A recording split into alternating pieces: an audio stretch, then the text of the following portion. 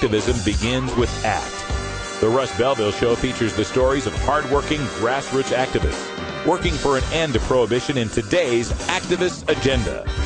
Welcome back, everybody. 47 after the hour, and on the line, one of my favorite human beings on the planet, Sharon Ravert from Georga Moms for Marijuana. How you doing, Sharon?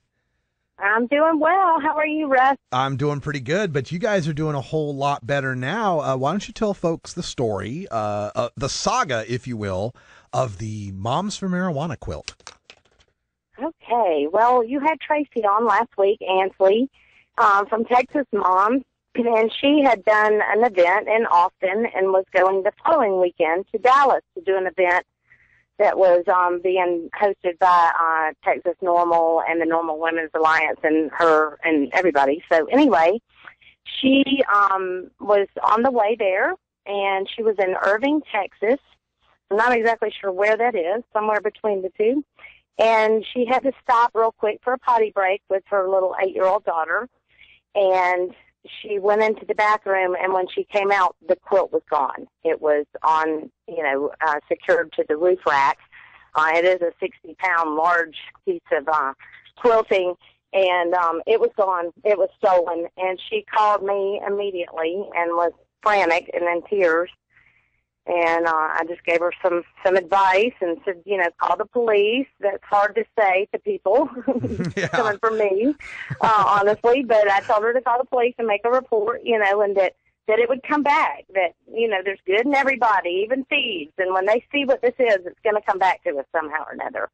And so we just started working on Facebook and worked the whole weekend, contacting people. Tracy was a champ. She contacted every person in Irving that she could think of, all of the city and county employees. She contacted the DOT and asked them to look for it, and dog catcher and everything. Wow. And so she was just incredible, and with her help and everybody on Facebook and Craigslist, and we had it posted everywhere. And she had gotten an interview to head over back to the CBS with Fox News. That's what we had discussed. We've got to make the best of it. We've got to get some media about it. If it comes back or doesn't, we can use this as an opportunity to spread the word about it. So that's what we started doing. She got an interview. And she headed over to the interview, and this was, oh, my God, I'm so confused on the days. I don't even know what day it is. I think it was Monday or Tuesday she was heading over to this interview. And while she was talking to the lady on the phone from Fox News, she got a call that came through that was unknown, so she didn't answer it, of course. Well, when she got off the telephone, she checked her messages, and there was an anonymous call from, she said it sounded like a woman, but she couldn't be positive, saying that the quilt was on the side of the road by a certain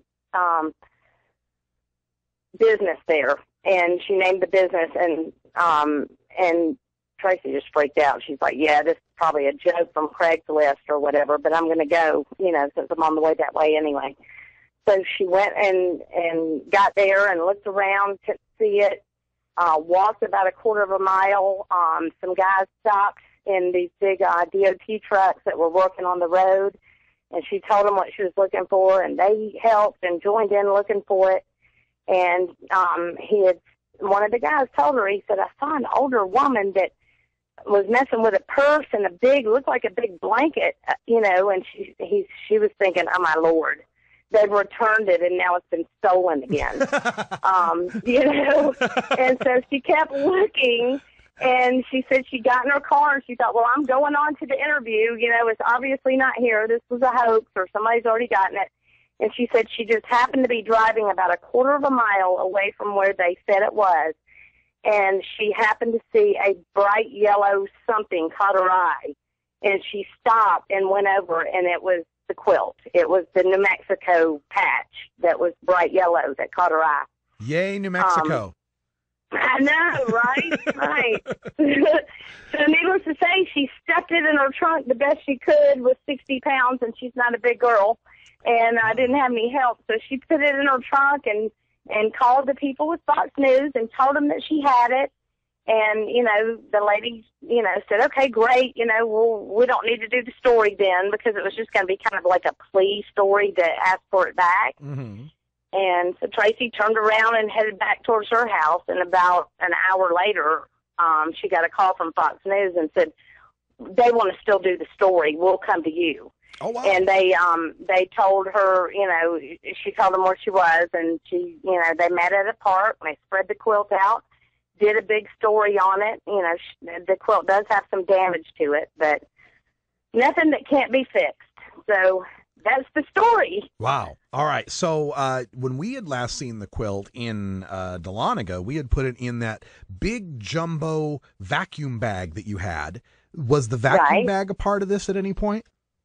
The vacuum, it was in the vacuum bag when it was taken. On the roof. It was not in it when it was found. Damn. And the Unity quilt, that was the Unity panel, the smaller part that was with it, is still missing. Okay. So we're still, trying to search for that and, folks, still working on that. The Unity quilt is all of the groups that are in support of the first quilt. So it's got patches there for Cannabis Nation Radio and a couple normal chapters and stuff like that. And it's not as large at this point as the main quilt was. Right, exactly. The main quilt was 18 feet by 24 feet. So it was kind of hard to, put that on the bed. The other one was more like maybe would fit on a queen size bed. So I'm having this feeling that somebody's got a really nice bedspread now. Yeah, that's what Libra's saying. A really cool one. Yeah. Yeah, she's saying in the chat room they kept the Unity panel for the bed. The other one was too damn big. Yeah, exactly. But hopefully, somebody will see it, and we're going to keep looking for it. And we've gotten so much press and so much support from this. Like I told the girls, and like they were saying, this quilt was all about bringing everybody together, and it's done its job. Mm-hmm. Just from being lost. Yeah. A lot of people were supporting us and all kinds of different groups and trying to help us. So it's done its job thus far. So. Well, that's the thing. And I was beginning to write up a piece on this, and in fact, I was going to publish it the day that I had heard that it was returned. So I never turned out to have a need for publishing it. But it just occurs to me with this quilt that what I was going to say was, it doesn't matter if it's lost, because it's the stories that the quilt represents that's important. Exactly. All these victims of the drug war, and we'll make another quilt. And in doing so, we'll get double the media exposure from this whole situation. So it seems to me that's turned out to be true. We did get double the media exposure, and we got the quilt back. So exactly. And so many more groups as well have already, signed up and said they want to do patches for the Unity quilt. Well, way more than we could have ever hoped to get in a 5-day time period. Yeah, well, sign us up, because I will have some access to people who have seamstress capabilities, and we'll make a nice 420 radio patch. Beautiful. I will sign you up. All right. Now, what's next for the quilt? Is it on tour still, and where does it head next? Well, it's on hiatus for a little while we try and clean it up and fix it. I believe from what Tracy said, she is mailing it to Sarah. Okay. Out in, I don't know where she is now. I think she's back in Boise, I think. Okay. Yeah. So she's in Idaho, and she'll be mailing it out there, and they're going to clean it up. There's a few little rips and seams, nothing that a seamstress couldn't fix in, a couple hours of work. So. Yeah. Well, just to be a little selfish, I'm a little bummed that the vacuum bag is gone, because we were starting this nice little tradition with it, where on the bag we were going to put, the name and the place and the date where the quilt had been, and it would build over time. And by the time this quilt had been on the road for a long time, you could just read all of the places it had been. We'll just have to get another vacuum bag too. Yeah, I guess I'll have to bring one out to Denver and send it on up to Idaho.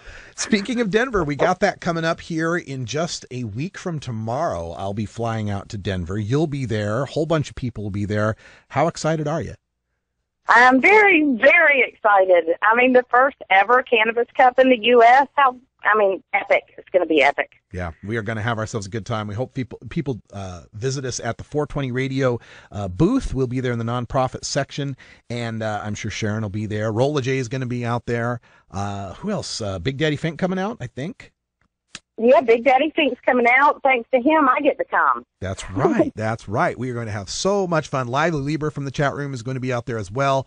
She's very excited to get baked with Sharon. Heart, heart, heart, she says. So we'll definitely have ourselves a good time. How are things going with Peachtree Normal? Last I stopped by, we'd done the conference, got a lot of great earned media out of that. How has that led to more recruiting and more action at the legislature? Oh, yeah, we've got all kinds of stuff going on. Our legislature is done for the year, so we're out talking to them in their own districts and out there. There's so much going on, Russ, I can't even go there. The conference really blew up everything. I've got resumes sitting in. We're trying to organize. I mean, I bet we've got 200 people that want to go to work here in Georgia already. It's just insane. I need to hire some interns, but I don't even get paid, so I don't know how I'm going to do that. Well, you got a lot of great colleges and universities all throughout Georgia. You put out to their student resources that you need interns and that you'll give them college credit. You can get guys that are like public policy people can get college. That's how I got Calico. He got college credit for what we're doing, and that's worth it to them. Oh, wow. If I could get a mini Calico, we'd be good to go. A mini Calico? I don't know how more mini he gets. Hey, Sharon, thank you so much for everything you guys are doing, and I'm so happy Moms for Marijuana got the quilt back. We appreciate all the hard work down there in the American South. Okay, thank you so much for having us. You bet. We'll talk see to you you next later. weekend. See you in a week. Okay, bye-bye. All right, folks, that's all the time we got here for Hour 1. But stay with us for Toker Talk Radio in Hour 2. We're hanging out with Cousin Kenny and Brian the Red. We'll also take your calls at 971-533-7111. So for Brian the Red and Cousin Kenny, I'm Radical Russ. Thanks for joining us, and until next time, take care of each other, Tokers.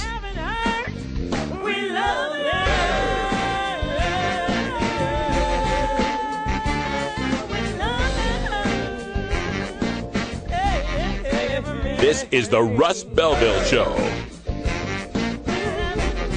The Russ Belville Show is blogging and podcasting daily at radicalruss.com.